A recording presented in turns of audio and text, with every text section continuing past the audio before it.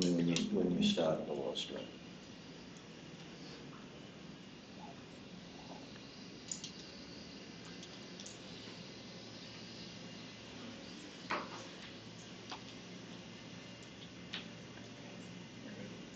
Okay, I'd like to welcome everybody to the Wingecarribee Local Planning Panel meeting, today being the 4th of May 2022, and our start time is 1:32 p.m. I'd just like to firstly point out that this meeting is being recorded and webcast via Council's website, and a person's image and or voice may be publicly broadcast. Attendance at the meeting is to be taken as consent by a person to their image or voice being webcast. Any part of the meeting that is held in closed session will not be webcast. Wingecarribee Shire Council acknowledges the Gundagara and Tharawal people as the traditional custodians of this land we now call the Wingecarribee Shire. I pay my respects to elders both past, present and emerging. I would also like to extend that respect to all Aboriginal and Torres Strait Islanders present here today. My name is Stephen Leafley. I'm a town planner and I am the chair of this meeting today. I'd just like to introduce the other panel members. I'm Heather Wharton. I'm an expert member on the panel and I'm a town planner, self-employed planning consultant. And to my left? My name's Linda Kelly and I'm an expert member on the panel and I'm also a planner. Tony Neal, I'm a community representative on the panel. Okay, just like to firstly note that there are no apologies for this meeting today, and also there are I have no declarations of interest, and panel members also have no declarations of interest. The first matter item that we're dealing with today is a planning proposal in relation to agri-tourism nominations under the Standard Instrument Amendment Order. We have some speakers, a speaker on that, and we also have a speaker in relation to a development application, which is item 6.1, which we're also dealing with today, construction of a new community hall at Penrose. The first speaker, if he is here, is Randall Walker. Is Randall Walker here? Now, I believe we've phoned and left a voice message on Randall's phone. We might go into our second speaker then. And our second speaker is Alison Duthie from the Penrose Community Association. Alison, would you like to come forward and in the chair there? And you're addressing the panel, I believe, in support of the recommendation to approve the development application. Yes, that's correct. Alison Duthie, actually. Yeah, Alison Duthie. So now there's 3 minutes. I'll start that now. Well, firstly, I'd just like to thank you for the opportunity for coming and speaking to you today. As a community, Penrose is very small, but we're a very vibrant community, a very strong, well glued together community who have been trying for over 20 years to get a new hall. So this comes about from a long line of people wanting to get a new hall. Going through the dramas of the bushfires, we then managed to get onto the grant, and thankfully a few people in the community all came together with their various skills and got the grant that we were lucky to receive. From then it's obviously been a huge journey up to this point, and I'd like to thank Council for really coming on board and helping us along with that journey, and I hope that certainly continues. And we would very much want that, obviously, to continue as we go throughout this project. Ian has been involved at the start, and it's always nice to see his friendly face and be able to ask him all those questions that we don't necessarily know. From a point of view of the community, the bigger hall is required. The smaller hall takes 70 people at a push. We've been getting concerts pre-COVID where we had over 100 people, and they're sort of pushed out the door. So this hall will be very much used from everything. We have a local school, but we have no hall at the school, so it's used for school, it's used for community concerts, and then for fundraising we often get lots of different concerts in, from theatre, although at this point it's been very small, to bigger, and hopefully in the future certainly bigger productions.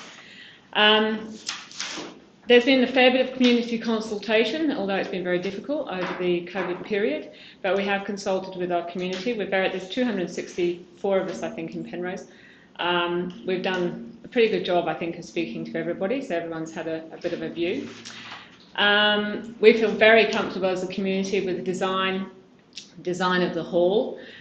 We've also obviously taken into consideration with the car parking area. At the moment for our hall we have a very tiny fits 6 cars sort of area for our hall. It's going to make it a lot safer for the rest of the community to have a proper car parking space.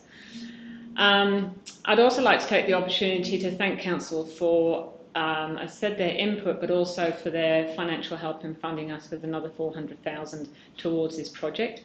I think Ian would agree that we've been looking stringently at the budget, and I know we're going to be keeping a really tight rein on it so that this project can have a very successful outcome, and hopefully we'll have a successful outcome with the meeting here today. Thank you very much. Thank you, Alison, very much. So have we got any questions? Has anyone got any questions of Alison?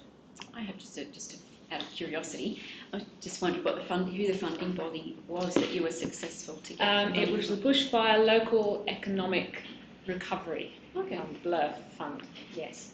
So as I say, we had four or five of us came together, all people with different skills who could put that grant together, which was yay thick. It was a huge amount of work for a small community, so very lucky. Very lucky. Any other questions? Just who will be using the hall? You mentioned the concerts and the school use. Could you just give us an idea of what the hall will be used for? Yes, certainly. Well, as I say, our school, Penrose School, doesn't have a hall, so it's used for that.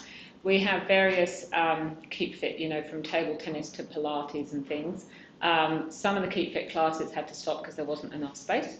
So certainly from that point of view, it'll be used by different people coming in to use the hall.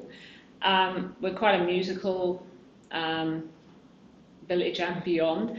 So we have had concerts from one of the guys in the New Seekers to the 18-year-old in the village who's just sort of starting off with his singing. So it encompasses quite a lot of things. We've had in the past some theatre productions, but it's tight, where the hall that we've got at the moment. So it has to be a hall that is usable for everything. It has to be a very multifunctional sort of space. And I know, like, we've got a singing group as well. Hasn't been singing much since COVID, but the positioning of where the new hall will be, will also open up that whole area. I don't know who went out to that area today. So that whole grassy area, which really, certainly in my time in Penrose, which is over 25 years, has never really been used very much. And we're all super excited. Lots of people in the village are very excited about putting the new hall there and having that whole space suddenly transformed into whatever it's going to be transformed into being. Lots of different ideas about bringing in some history on, maybe have another shed. I won't go there quite yet, but anyway, another area, a history shed. So we can gather all the things that we have about Penrose, whereas at the moment we've got nowhere to put it. At the moment you would have seen in the new hall, in the old hall, we've got container sitting there because everything just doesn't fit in.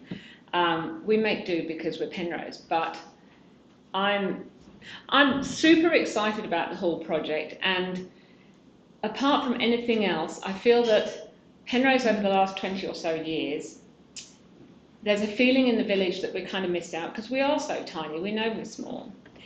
This has made everybody feel that we're important, that we actually matter. I spoke yesterday, slightly off track, sorry, to Shane Fitzsimmons. I went to a meeting where he was involved. And I spoke to him afterwards and said, during the bushfires, he spoke about when the Moreton fire was coming, he spoke about it's coming towards Bundanoon and Wingelow. And then he said, and there's a place in the middle, there's a place called Penrose. And I said to him yesterday, just that mention of there's a place called Penrose. I said, I come from that place called Penrose. And I said, we are small, but it was so nice to hear our name mentioned. And I think this is what the new hall was going to give us. It's going to give us a name. It's going to be able to give us the opportunity to bring in new things into the village, things that I certainly haven't even thought about. So, yeah, sorry, I'm a bit passionate, I'm a bit excited. Sorry, I'll shush now. I think that's The existing hall, once the new one is built, were any particular designated use for that? Well, we're still waiting to have a meeting with council to discuss what happens there. Again, in typical Penrose fashion, there's lots of people that have got thoughts about that. One thing that we have to be absolutely clear about is that what we use the old hall for in no way is going to take away anything from the new hall. But there will be a specific use, I'm sure, whether that's within the Penrose Community Association, whether they take it on to do something, I don't know. But we haven't. We've got to have that conversation with council. So I don't know yet. Any other questions? I think certainly from your presentation today, it's clear that the hall's going to be very important in giving you a sense of community, giving your community some purpose and some pride. And for small communities, I get it because I come from a small community myself. Yeah. Galargambone out in Western New South Wales, so I get it. You know, having something that gives you pride is important in terms of driving a sense of community. So, thank you very much, Alison, for your presentation. Thank you. Yes, you can go and sit down. I'll just one more call for Randall Walker if he's here. Do you want to just see if he's out there at all for me? Because I'm going to close the meeting otherwise. Haven't heard from him. Left 2 messages. Okay, so we've left two messages for Randall.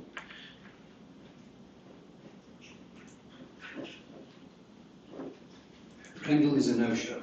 Okay.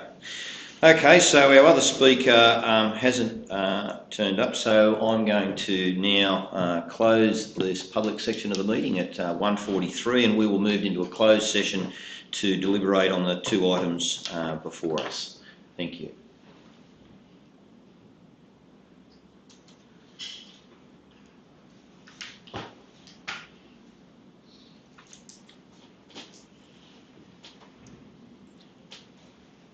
Still